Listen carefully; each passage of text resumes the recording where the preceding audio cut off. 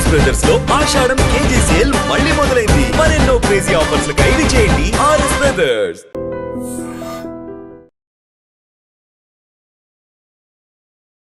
నమస్కారం, welcome to I dream. ధర్మ మార్గం కార్యక్రమానికి స్వాగతం. నేను మీ విజిత.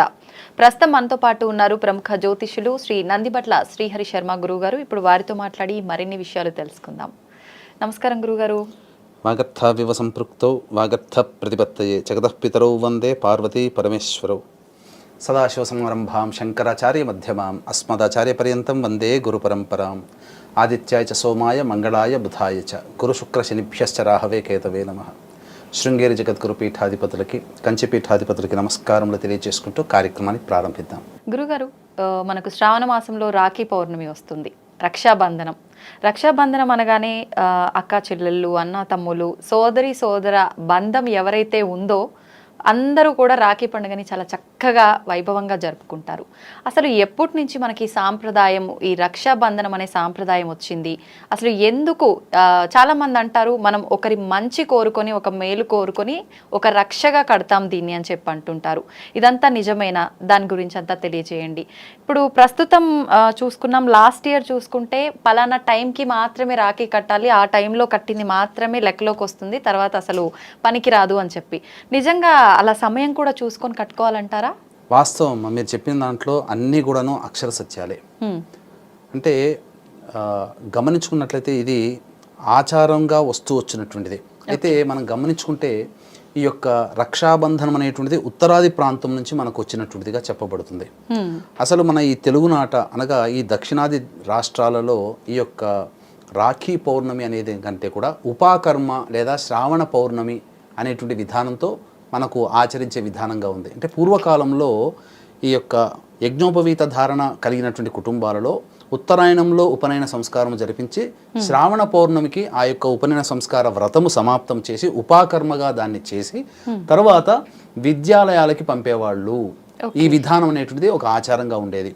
అయితే ఉత్తరాది సంస్కారం నుంచి మనకు ఈ యొక్క రాఖీ పౌర్ణమి అనేటువంటిది వచ్చింది. అయితే ఈసారి వచ్చేటువంటి రాఖీ పౌర్ణమికి గొప్ప విశిష్టత ఉందమ్మా. పౌర్ణమి అంటేనే చంద్రుడు కదమ్మా. చంద్రుడి నక్షత్రం శ్రవణ నక్షత్రం ఆ రోజున ఉంది. ఉదయం 8:03 వరకు ఉంది. అయితే ఈ యొక్క శ్రావణ పౌర్ణమికి సంబంధించినటువంటి గాథలు కనుక మనం చూసుకుంటే 3 గాథలు మనకు కనిపిస్తున్నాయి. ఒకటి ప్రధానమైనటువంటిది, బలిచక్రవర్తి అనేటువంటి ఒక రాక్షస రాజుని సంహరించే క్రమంలో ఎన్నోసార్లు యుద్ధం చేసిన ఇంద్రుడు ఓడిపోతుంటే ఇంద్రుని భార్య అయినటువంటి శచీదేవి తన యొక్క భర్తకి జయం కలగాలనే ఉద్దేశంతో లలితాదేవిని ఉపాసన చేసి లలితాదేవి దగ్గర పెట్టినటువంటి తోరములని రక్షగా కట్టి ఆ శక్తి నీ పక్కన ఉంటుందనే భావన చేసుకుంటూ రక్షగా కట్టి యుద్ధానికి సాగనంపింది. ఆ సాగనంపిన రోజు శ్రావణ పౌర్ణమి. విజయాన్ని పొంది బలిచక్రవర్తిని అపజయం పాలు చేసి విజయాన్ని పొంది ఇంద్రదేవుడు అనేటువంటి వాడు మనకు స్వర్గాధిపత్యాన్ని నిలుపుకున్నాడు. ఇక రెండవ సందర్భంగా చూసుకున్నట్లయితే బలిచక్రవర్తి కూడా అజేయమైనటువంటి విష్ణుభక్తి పరాయణుడు.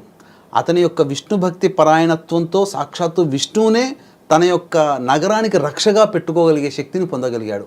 వైకుంఠం నుంచి వెళ్ళిపోయినటువంటి ఆ విష్ణు భగవానుడు జాడ తెలియక లక్ష్మీదేవి భాసిల్లుతూ ఉంటే అప్పుడు బలిచక్రవర్తి దగ్గర ఉన్నటువంటి విషయాన్ని తెలుసుకొని సాధారణమైనటువంటి గృహిణిగా వెళ్ళి ఆ యొక్క బలిచక్రవర్తికి రక్షగా కట్టి నా భర్తని నాకు ఇవ్వుగా అని చెప్పి రక్షగా కట్టింది.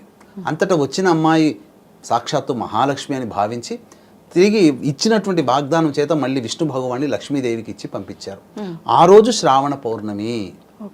అందుకనే రక్షగా కట్టేటప్పుడు ఏం చదివింది ఆ లక్ష్మీ అమ్మవారు అంటే ఏన రాజో ఏన బద్ధో బలో రాజు అని చెప్పి మనకు ఈ యొక్క సంస్కృత శ్లోకం ఉంటుంది. కానీ దాని యొక్క మీనింగ్ తెలుసుకొని కనుక మనం సోదరుని కనుక రక్షగా కడితే చాలా ఫలితం ఉంటుంది. ఏముంటుంది?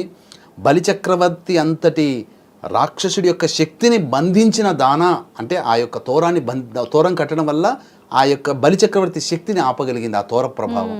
అటువంటి బలిచక్రవర్తి యొక్క శక్తిని నీవు బంధించగలిగినావు.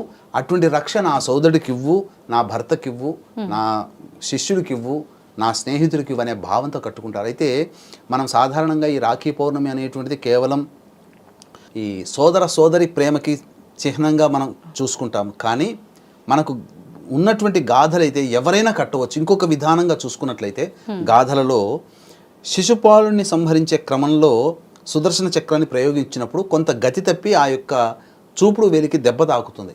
అంతటా రక్తం కారుతుంటే అక్కడ ఆ సభలో రాజసూయ యాగం జరుగుతున్నటువంటి సభలో ఆ యొక్క ద్రౌపదీదేవి చూసి చటక్కున లేచి తనకున్నటువంటి చీర కొంగుని చింపి కట్టుగా కట్టిందట. అంతటి దయాహృదమైనటువంటి ఆ ద్రౌపది హృదయాన్ని చూసి చెలించిపోయిన శ్రీకృష్ణ భగవానుల వారు, నీకెప్పుడు నేను రక్షగా ఉంటానమ్మా, ఎప్పుడైనా నువ్వు ఆర్ద్రమైనటువంటి హృదయంతో నన్ను పిలువు, నిన్ను రక్షిస్తాను. ఎందుకంటే పక్కన చెయ్యి తెగి దెబ్బ తాకి రక్తం ఓడుతున్నటువంటి నా యొక్క చూపుడు వేలిని చూసి నువ్వు దయార్ద్రమైన హృదయంతో నీవు ప్రతిస్పందించావు, కాబట్టి నీ ఆర్ద్రమైనటువంటి హృదయంతో నన్ను పిలువు, నేను వచ్చి రక్షించుకుంటానంటే ద్రౌపది మానభంగము జరిగేటువంటి సందర్భంలో, అనగా ద్రౌపది వస్త్రాపహరణ జరిగింది కదమ్మా, ఆ సందర్భంలో కృష్ణుని వేడుకుంటే కృష్ణుడు వచ్చి ఆ చిన్న కొంగు చింపి కట్టినందుకు కాను తన రుణాన్ని తీర్చుకున్నాడు.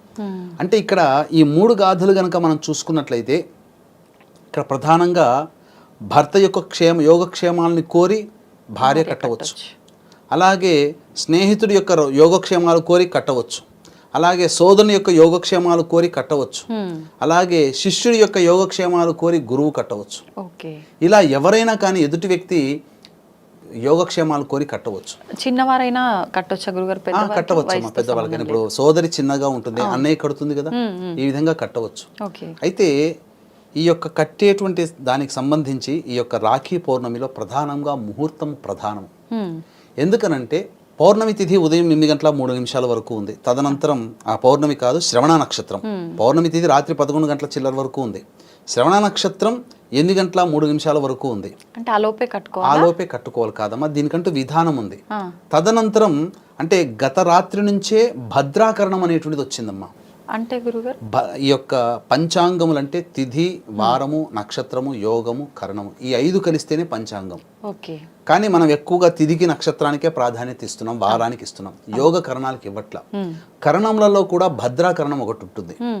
ఈ భద్ర అనేటువంటిది ఏంటంటే మనకు చెప్పబడినటువంటిది పూర్వము రామరావణ సంగ్రామంలో ఈ భద్రాకరణం ఉన్నటువంటి సమయంలో శూర్పణఖ రావణాసుడికి రక్షగా కట్టింది కాబట్టే రామరావణ సంగ్రామంలో రాముడి చేత చంపబడ్డాడు.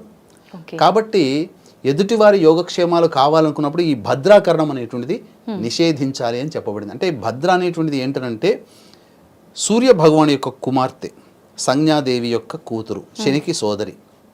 ఈమె పుట్టడంతోనే అనేకమైనటువంటి ప్రకృతి వైపరీత్యాలు కలిగాయి. తర్వాత ఈమె అన్ని లోకాల్లో కూడా సంచరిస్తుండేది యథాతథంగా.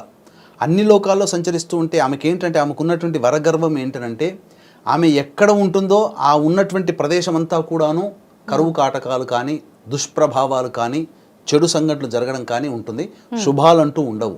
కాబట్టి ఈ యొక్క భూలోకంలో స్వేచ్ఛగా సంచరిస్తే ఈ భూలోకంలో శుభమే అంటూ ఉండదు. కాబట్టి బ్రహ్మదేవుడు ఏం చేశాడంటే నీకంటూ ఒక సమయాన్ని కేటాయిస్తున్నాను, ఒక కరణంలో ఒక ప్లేస్ని నేను ఏర్పాటు చేస్తున్నాను, ఆ సమయంలో మాత్రమే నీవు ఉండు, తద్వారా ఎవరైతే శుభకార్యాలు చేసుకుంటారో వాళ్ళ శుభకార్యాలను చెడగొట్టమ్మా, నీకు ఆ శక్తి ఉంది కాబట్టి ఆ సమయంలో నువ్వు చెయ్యని చెప్పి వరం ఇచ్చాడు. ఆ విధంగా భద్రాకరణం ఉన్నటువంటి సమయంలో ఎటువంటి శుభకార్యాలు చేయకూడదు. అయితే ఈ రాఖీ పౌర్ణమి భద్రాకరణంతో సహా వచ్చింది. ఎప్పటి వరకు ఉంది? మధ్యాహ్నం 1:38 వరకు ఉందమ్మా భద్రాకరణం. కాబట్టి ఈ సమయం వరకు కూడా మనము కట్టకూడదు. కాబట్టి ఏ సమయంలో కట్టాలి అని అంటే దీనికి ఒక విధానం కూడా ఉందమ్మా. కాబట్టి ఆ రోజున దుర్ముహూర్తము ఉదయం 12 గంటల చిల్లర నుంచి 1:15 వరకు ఉంది. మళ్ళీ తిరిగి 3 గంటల 3 నిమిషాల నుంచి 3:54 వరకు ఉంది దుర్ముహూర్తం. కాబట్టి కట్టకూడదు. భద్రాకరణం ఏమో 1:35 వరకు ఉంది. మరి ఆ సమయం వరకు కట్టకూడదు. మళ్ళీ ఈ యొక్క దుర్ముహూర్తం అనేటువంటిది 3 గంటల చిల్లర ఉంది. 3:15 నుంచి 3:54 వరకు ఉంది. మరి ఏ సమయంలో కట్టాలి అని అంటే దీనికంటూ కూడా మనం శాస్త్ర ప్రమాణాన్ని అనుసరించి కొంత సమయం అనేటువంటిది తీసుకున్నాం. ముఖ్యంగా హోర బాగుండాలి, ఆ కట్టే సమయానికి లగ్నం అనేటువంటిది చాలా చక్కగా ఉండాలి, అంటే అష్టమ శుద్ధి అనేటువంటిది ఉండాలి. దీనికంటూ కూడా ఒక విధానం ఉందమ్మా. ఆ విధానాన్ని అనుసరించి గనక ఏ సోదరి అయితే, ఏ స్నేహితురాలైతే, ఏ యొక్క గురువైతే, ఏ యొక్క భార్య అయితే తన వాళ్ళకి కడుతుందో వాళ్ళకి ఖచ్చితంగా దైవానుగ్రహం కలుగుతుంది. ధన్యవాదాలు గురుగారు. సర్వం శ్రీ ఉమామహేశ్వర పరబ్రహ్మార్పణమస్తు.